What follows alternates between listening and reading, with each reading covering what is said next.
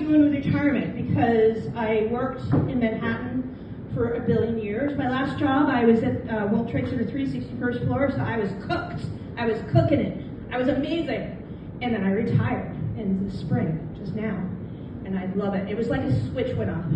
I went from dealing with hordes of people, a lot of responsibility, corporate shell, to now I am very, very crowd averse. I don't want to be around people, so I pissed off down to Taverna, as one does. So, but it was a very important decision to do it now because I live between New York City and the New York, New Jersey stadium where FIFA has just had the final World Cup, and I flew literally 2,000 miles because I wanted to avoid traffic jams. I'm not even kidding. I had to get out. So I'm happy to be here. And so there's a lot of stuff going on in the last month, some of which our first hilarious comedian has something to do with. Thank you, Rodrigo Rodriguez. And actually, literally today, I'm not even kidding, it was today, my Facebook friends know this, I got my permanent Mexican residency.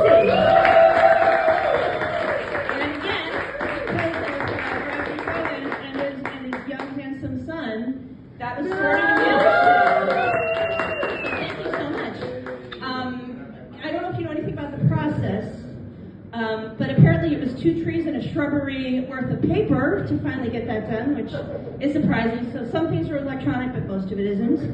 It was a bit rough. I want to assimilate, and I'm taking advice from friends. So I've signed up for some local courses. One of them is Swearing in Spanish 101, and the other one is, basic haggling for idiots. So wish me luck. I'm looking forward to that.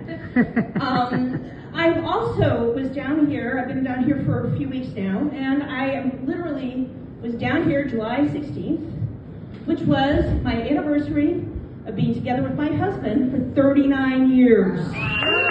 39 years. I cannot impress upon you how long 39 years is. There's a few people here that have not made it to 39. So I was actually, and it gets better, because 39 years ago, 4 hours into our first date, we were living together. Wow.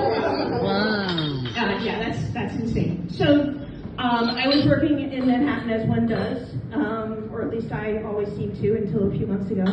And he came into my office where I worked, and back in the 1980s, we had computer rooms, and my computer room was literally the size of this room. Computers were the size of a couple of the larger gentlemen here, and the floppy disks were the size of vinyl records, so it was an old-fashioned thing. And this extremely handsome young man comes in and says to me, "Hi, what can the computers do for me? I just started here.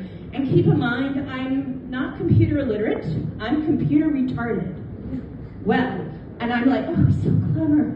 I'm an idiot. I was like, "Oh boy, funny boy." And I was like, oh my gosh, my heart was thumping. So this is my chance. This is my chance to impress him. So I'm like, okay, I'm gonna be cool. You look at me and you're like, no, you're not. I tried to be cool. I really tried to be cool. And so I'm like, okay, let me get his attention. This is a hard drive, and this is a floppy drive. I'm doing all these sexual innuendos, and I don't know if he's paying attention or not. He's like, okay, let's go to a bar afterwards. Okay. So across the street, we went to a bar. I went up to the ladies' room, and I kid you not, in the ladies' room there was, I was 100 pounds lighter, same height, and there were these 2 massive women in orange and pink satin in the ladies' room, and I said to them, I just met my husband. Aww. Honestly. And they're like, you go girl. It was very pump and jive and very 1980s. We went downtown New York City to part of the very, let's just say it was hippie-ish. And we bought poetry titled Naked from the Neck Up. I'm like, oh, this is gonna sell me. I'm gonna get it. And I convinced him, come home with me. I will drive you to your place. And we got home, my car had been stolen. I'm not even, and he stayed, and that was it. 4 hours into our first date, we were living together 39 years ago. And so, in fact, and you may wonder yourself, well, I'm here with lovely Rocky over there. Where's my husband? Well, he's back watching the animals in the sun while I'm here avoiding a traffic jam. So yeah. but 39 years ago.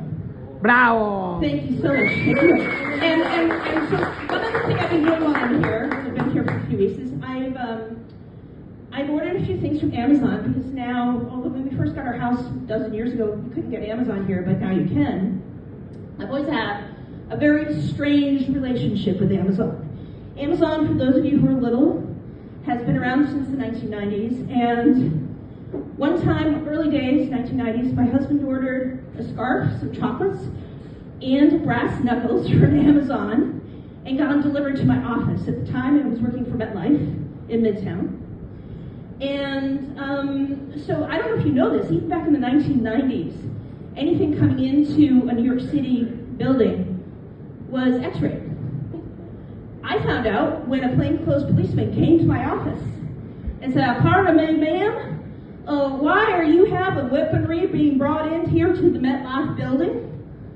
And I realized what happened. I said, "Oh, shit, I'm going to kill him." "Oh, ma'am, you mean that?" You don't say that to a New York City policeman. And I said, I'm going to kill him. And he said, "Oh, ma'am, you mean the CEO of MetLife?" And I'm like, "No, my husband." "Well, ma'am, does he work for MetLife?" And I'm like, "No." He says, "Okay, well, I'm going to keep the package. You just go along now. You just be fine." And so, yeah, so as it turns out, good for you guys to know whether or not what year it is, you have weapons trying to deliver to a building, it won't work. Powder, on the other hand, gets through security just fine.